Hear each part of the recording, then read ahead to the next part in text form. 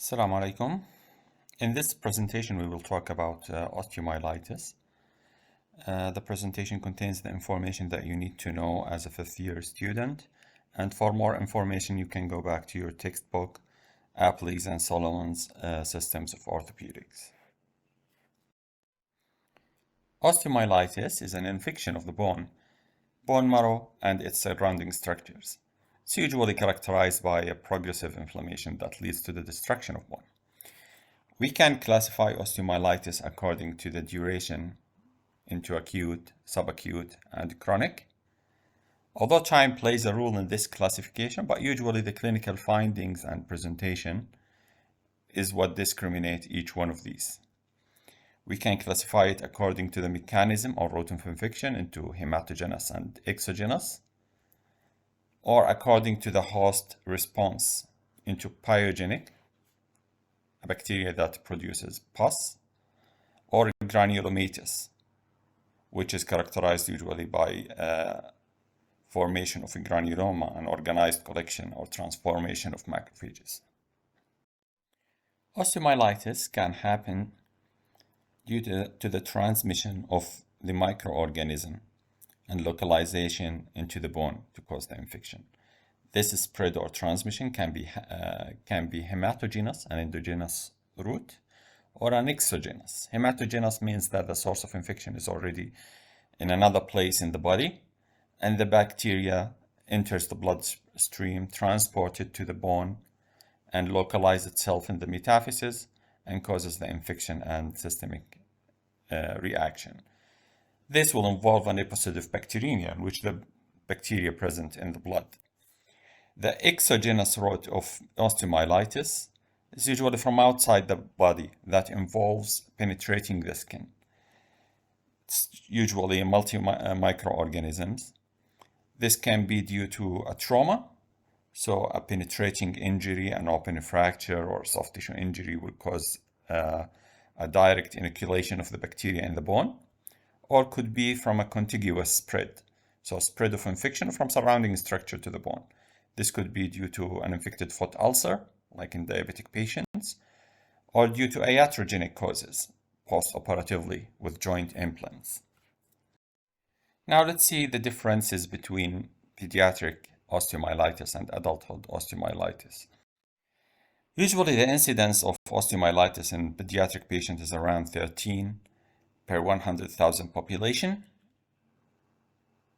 while in adulthood is a bit more common. It's 90 per 100,000. It affects equal sexes in adulthood, but males are more common in pediatric osteomyelitis.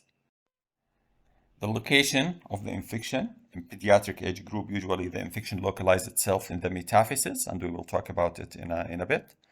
While in adulthood, it can happen or involve any bone, especially in the spine, ribs, in diabetic patients, affecting the clavicle in the IV drug abusers, and in diabetic patients, it happens at the site of ulcers, like in foot or in decubitus ulcers. The risk factors: anything that makes the patient immunocompromised will increase the risk of osteomyelitis. In pediatrics, we can see it with DM, with hemoglobinopathies, with juvenile rheumatoid arthritis, with renal diseases, and with varicella infection. While in adulthood, we can see it more with trauma. That's why the incidence of osteomyelitis in adults is a bit more than in pediatric age group, in illicit drug abusers, or in patients with vascular disease and poor vascular supply, and in diabetic patients. In osteomyelitis and most orthopedic infection, the causative microorganism is usually age-related, but the overall most common microorganism that causes osteomyelitis is Staph aureus in all age groups. During infancy, the first year of life, we can see with the Staph aureus an increased incidence of Enterobacter species, group A beta hemolytic streptococci, group B strep. In adolescent, Staph aureus is the dominant microorganism to cause osteomyelitis. we can see an increased rate of group A strep species, Enterobacter, and Haemophilus influenza in unvaccinated populations.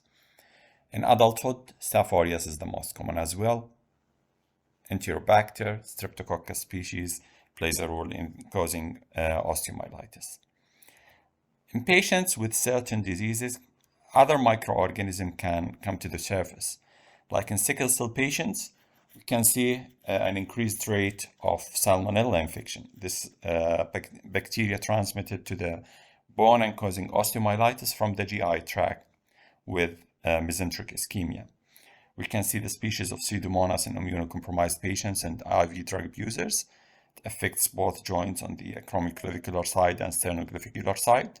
Bartonella in immunocompromised HIV patients. Fungal infections with immunocompromised long IV drug abusers with patients who are taking parenteral nutrition. And TB patient, tuberculosis patients, can see what is called the Pott's disease, which is the osteomyelitis of the thoracic and lumbosacral spine. So in the pediatric age group, hematogenous spread is the most common cause of osteomyelitis, and the bacteria and microorganisms transmit itself through the blood and localize itself in the metaphyses. Why does that happen?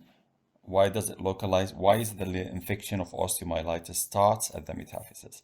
Now, if you look at the blood supply, the metaphyseal area, you can see that the arterioles, the final ends of the arteries, before entering into the venous system, they have what we call the sharp turns. The arteriole then goes into the sinusoids and the venous system with a U-turn. This will cause a sluggish blood flow. The sluggish blood flow at that area can give the bacteria more time to spread and localize itself in the metaphyses. As well as the metaphysis has a low pH and a low oxygen tension. This helps the bacteria to grow in there. After localization of the bacteria in the metaphysis, the inflammatory response, the host inflammatory response starts. It will attract the white cells and then the macrophages and start doing the inflammatory response in that area, increase the blood supply. All of this happens in a closed bony space. This will lead to an increased intraosseous pressure. With the increased intraosseous pressure, this will increase the pressure on the sinusoid and the venous system, leading to more sluggish flow and to venous stasis and thrombosis. All of this, with the pressure present in there, will increase the tension, causing ischemia at certain points in the metaphysis, and will allow the bacteria to spread through the Haversian system at the osteon level. So the bacteria with the increased intraosseous pressure with the infection can be transmitted vertically through the Haversian canals or horizontally through the Volkmann's canals. So with vertical seeding of the infection can spread from the metaphysis downward toward the diaphysis, causing a diaphyseal infection and diaphyseal osteomyelitis, or upward toward the physis and growth plate. If the growth plate is closed, it's usually a thick cartilaginous structure that wouldn't allow the infection to spread toward the epiphysis, except in neonates. Because in neonates, we have what is called the transphysial blood vessels transmitted through the growth plate from the metaphysis to the epiphysis.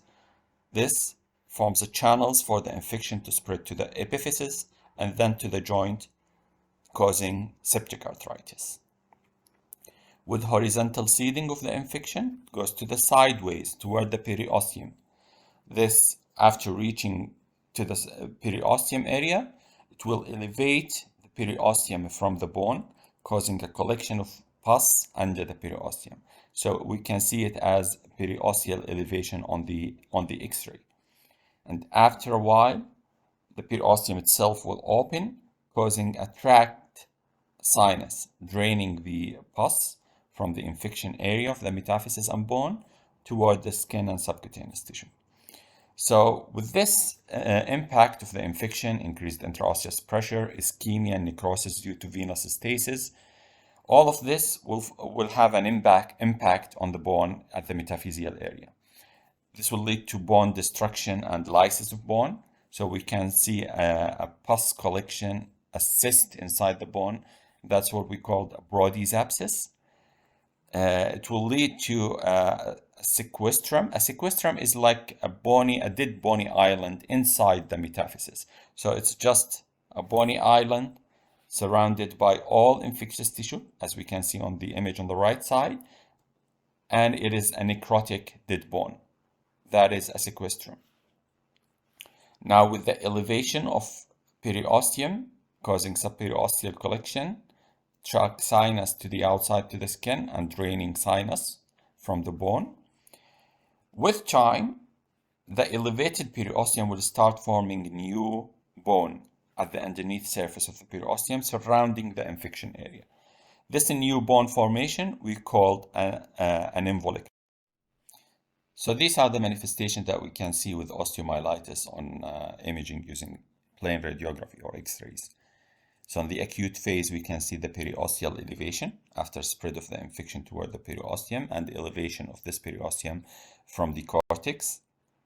Like with more advanced infection causing bone destruction, we can see the sequestrum with the image on the right, a dead bone, a bony island, a necrotic bone inside the metaphysis or diaphysis of long bones. With the periosteal elevation, with time it will start to form a new bone. This is a new bone formation, we call it an involucrum. The cloaca on the image in the middle is a draining sinus opening in the bone, draining pus to the outside. With time, organized lysis of inside the bone, causing a cyst formation surrounded by a sclerotic structure. This is called a Brody's abscess. So on this image, we can see the impact of osteomyelitis on the bone, causing progressive damage and destruction. It will lead to lysis at the site of infection. You can see a necrotic bony island inside the bone. This is the sequestrum with the red arrow, and the new bone formation surrounding this infectious area, the involucrum. How does a patient with osteomyelitis present to you? Usually the patient is complaining of pain localized to one area of the bone. He's unable to bear weight and to move or walk. The general appearance of the patient is not that toxic. He looks ill, but not like very toxic like we will see in septic arthritis, with low-grade fever. You have to check in your history about any recent infections as the source, the primary source of bacterial transmission to osteomyelitis, or any recent trauma or penetration of skin that might cause a spread, an exogenous spread of the bacteria to the bone. You have to also ask about antibiotic, as partially treated osteomyelitis will mask the symptoms with antibiotic. On examination, you can see a warm, swollen, edematous area on top of the infected bone. If you touch it, it's going to be tender. You have to evaluate for point tenderness and for range of motion around that area, as restricted motion due to pain is one of the presentations. The patient will refuse, as we said, to walk or stand, and this is called as pseudoparalysis. The limb is not paralyzed, but the patient refuses to walk because of pain. So other possible diagnoses with osteomyelitis, limb pain, could be cellulitis, but with cellulitis you can see just superficial skin erythema, edema surrounding it, lymphangitis, lymphadenopathy, very low-grade fever or no fever at all. The same with sickle crisis. It's a sudden onset, moderate to severe pain, localized to the bone. But you have to keep in mind the possibility of osteomyelitis by salmonella with sickle cell patients. Rheumatic fever, usually presented with a gradual onset. It's polyarticular, affecting more than one joint, and responds well to non-steroidal treatment. Septic arthritis, we have a separate lecture about septic arthritis and how to differentiate between septic arthritis and osteomyelitis. What are the lab tests that we obtain from the patients and send for investigations? So we start with the common things. With the CBC, complete blood count, we can see an elevated white cell count and elevated platelet as an acute phase reactant. Check for inflammatory markers, including the C-reactive protein, the erythrocyte sedimentation rate, and we can check for procalcitonin, which can differentiate between bacterial and viral infection. It's elevated with bacterial infection, but not with viral infection. Take blood and send it for culturing. As we said, hematogenous spread is the most common route of transmission for osteomyelitis. So in 50% of patients, we can find a positive blood culture. If there is a draining sinus to the outside, draining pus, you take some of this pus and send it for culture, sensitivity, and analysis, maybe gram stain as well. Or in equivocal cases in which the diagnosis of osteomyelitis is not sure, we can do a bone aspiration and send the material aspirated to analysis, gram stain, and imaging of patients with osteomyelitis. So in the early acute phase, if you do an X-ray for a patient with osteomyelitis, the X-ray appears normal. With adequate exposure, you may notice the loss of differentiation between the bone and soft tissue, surrounding soft tissue, due to the presence of inflammation and edema. After organization of infection and transmitted to the subperiosteal area, we might start seeing the subperiosteal elevation that we talked about. This can happen in the first week after the onset of infection. Any other signs are considered subacute or chronic signs. So if you see an osteolysis, bone cyst, Brody's abscess, all of these are manifestations of subacute to chronic osteomyelitis.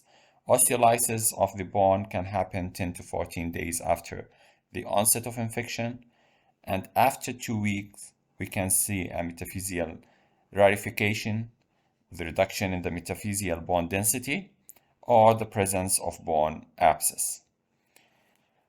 On CT scan, usually it demonstrates all the late signs of osteomyelitis that we talked about: collection, abscess, osteolysis, Brody's abscess, osteonecrosis, and new bone formation. MRI can differentiate osteomyelitis in the early stage at the beginning of the infection, as the inflammatory response to the infection can cause soft tissue edema and bone marrow edema. So you can see MRI signs before you can notice any of the plain radiography X-ray signs. How does it appear on the MRI? The infection, the edema, the early manifestations. It's a decreased signal intensity on the T1, increased signal intensity on T2 images. But if you introduce a contrast, gadolinium, it will enhance in the T1 images. So MRI gives a high sensitivity for the diagnosis and detection of osteomyelitis, especially with the use of contrast, gadolinium enhanced lesions. Bone scan, we use the 3-phase bone scan. And with infection, using technetium scans, we can see the localization of infection to the bone and increased uptake on all phases of bone scan, in the flow phase, in the blood pool phase, and in the late phase.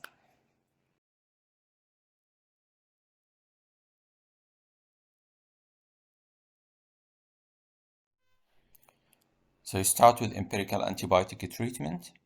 We said that Staph aureus is the most common microorganism, so you need to cover gram-positive bacteria with nafcillin, oxacillin, third-generation cephalosporin. If there's a high prevalence of methicillin-resistant staph in the population, you can start your treatment with vancomycin or clindamycin. Now, if there is a draining sinus, you took gram stain and culture.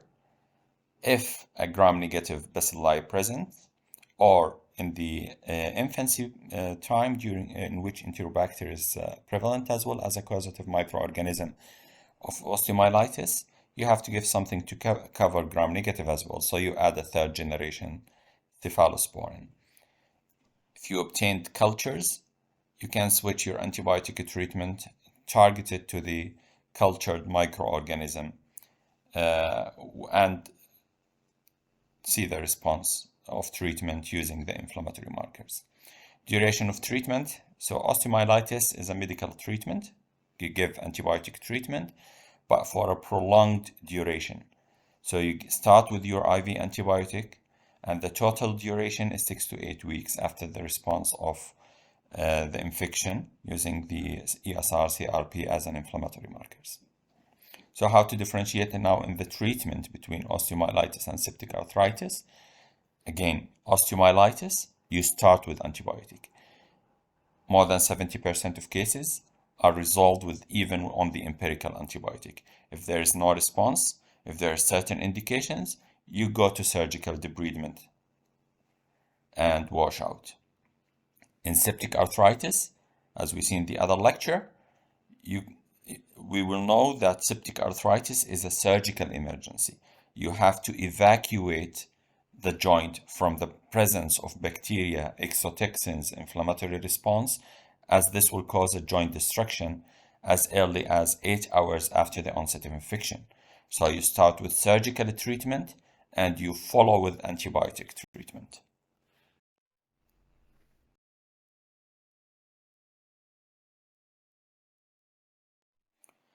Subacute osteomyelitis is prolonged osteomyelitis. Can extend more than 2 weeks from the onset of infection. Usually the patient presents with mild symptoms, with no systemic reaction, no fever. The onset of infection is insidious and gradual. Why does it happen? Either because the microorganism is not as virulent to have all these systemic manifestations of acute osteomyelitis, or the patient is more resistant, or both. Sometimes the patient is partially treated with antibiotic, and this can lead to subacute osteomyelitis. The causative microorganism of subacute osteomyelitis, Staph aureus, is the most common microorganism. So the presentation of patient with subacute osteomyelitis is usually a local presentation without a systemic reaction. So it's just localized pain to the area of infection. This pain is mild, can extend to several weeks or months, surrounded by erythema, swelling, but not that much as compared to the acute osteomyelitis. It's prolonged. The patient refuses to walk and use the limb for a prolonged duration of time. This can be associated with muscle wasting and atrophy. And as we talked about, the temperature, usually the patient is afebrile. You have to keep in mind that any manifestations other than periosteal elevation or soft tissue edema you see on the X-ray, this means a subacute or chronic osteomyelitis, like osteolysis, Brodie's abscess, involucrum. All of these are manifestations of subacute and chronic osteomyelitis. Chronic osteomyelitis is defined as a severe, incapacitating, persistent bone infection. It's not easy to get rid of chronic osteomyelitis. It's associated with necrotic bone lysis, bone destruction. Staph aureus is the most common microorganism. It's usually mixed infection with surgical implants, joints, plates, nails. We can see a prevalence of coagulase negative staph and staph epidermidis. The pathogenesis of chronic osteomyelitis is the prolonged form of osteomyelitis with all its manifestation. So with inadequate treatment of acute osteomyelitis, with foreign implant in which antibiotic cannot reach to this foreign material and get rid of the bacteria, or with open fractures, the inflammatory process continues for a prolonged time. So with the presence of bacteria, Staph aureus, infection, pus collection, venous stasis, all of this will lead to prolonged infection. This collection will cause a stripping of the periosteum once the infection reaches the cortices and start subperiosteal elevation. The bacteria itself forms a biofilm composed of polysaccharide, This attaches the bacteria to the necrotic bone and to the foreign material in there, either surgical implants or foreign bodies. The presence of inflammation and increased intraosseous pressure will lead to vascular thrombosis and ischemia, bone necrosis, sequestrum formation, which is a dead bone, the new bone formation that we talked about, and involucrum.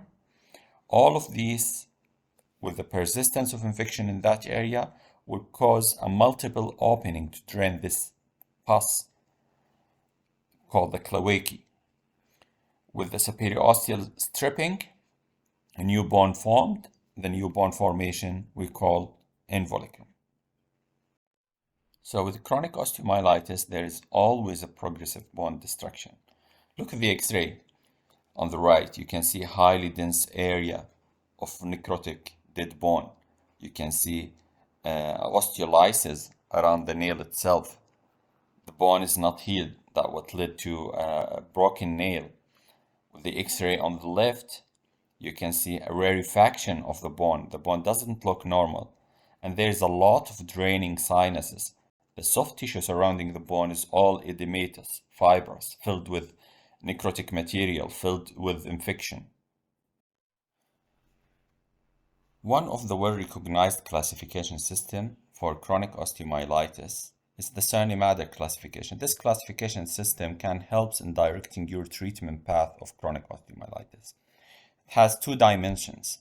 First, the anatomic direction. It depends on the local anatomy of the infection, the clinical radiological findings of the infection, and the physiological dimension that depends on the host immunity. The host could be a normal host, like in host A, or a very immune compromised patient in which the treatment might pose a risk at the patient, like host C, or a compromised host, like host B, in which you have to weigh the benefits and the risk of the treatment. The compromised host can be a systemic compromisation due to many factors that lead to immune compromised patient, or local compromisation that affect the viability of tissue surrounding the infection area. In the anatomical dimension of this classification system, in stage 1, the infection is usually localized to the metaphysis and medullary canal, and it's usually due to hematogenesis spread of the infection. In stage 2, the infection is superficial, just around the cortex, mainly coming from the outside, so it's either an exogenous or a contiguous spread of the infection, like from a foot ulcer, and not involving the medullary canal.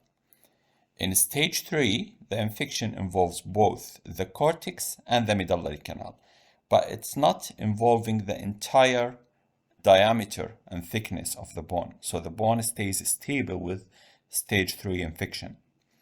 In stage 4, the infection is very diffuse, involving the whole thickness of the bone, involving all cortices, and the bone is not stable. It can fall under pressure. Imaging of patients with chronic osteomyelitis. On plain X-ray radiography, all the manifestations that we talked about, from bone resorption and lysis, from thickening and sclerosis surrounding the infection area, the involucrum, from necrotic bone presentation like sequestrum, and the presence of lysis surrounded by a sclerotic margin like Brody's abscess. All of these are manifestations of chronic osteomyelitis. Bone scan shows an increased uptake in the 3 phases of bone scan. CT and MRI helps in the case of chronic osteomyelitis in determining the extension of the infection, like where does it extend, where does it go. So if you're planning to do a surgical treatment, you might need to do a CT scan or MRI scan to know where you have to extend your debridement. Treatment and management of chronic osteomyelitis. The infection is very persistent and attached to the necrotic bone and to the surgical implants using biofilm. Biofilm is polysaccharide, surrounds the bacteria, protects the bacteria from the antibiotics. So it's not easy to get rid of the chronic osteomyelitis infection. You need a surgical treatment to get rid of it. So you start your antibiotic treatment 10 days prior to your planned surgical treatment. The purpose of your antibiotics treatment is to control the flare-ups of the infection and to stop the spread of the infection.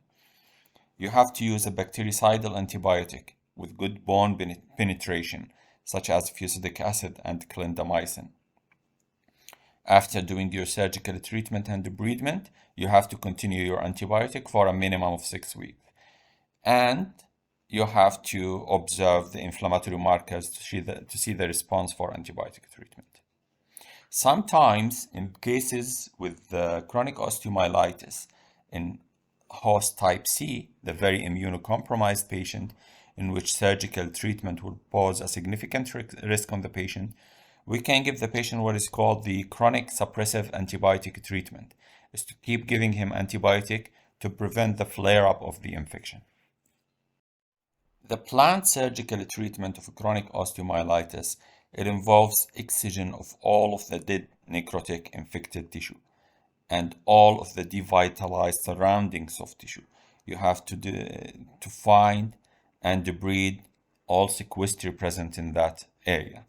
So it might, in some cases in which we are at the stage 4 of the Cerny-Mader classification, sometimes it's not easy to get rid of all of this infected bone. Sometimes you end up with a big gap between the two bone ends that you have to do a bone grafting later on, which is also another risk for the persistence of infection if you put in there another foreign bone material. In many cases of chronic, severe, persistent osteomyelitis, amputation is considered one of the options to get rid of the infection.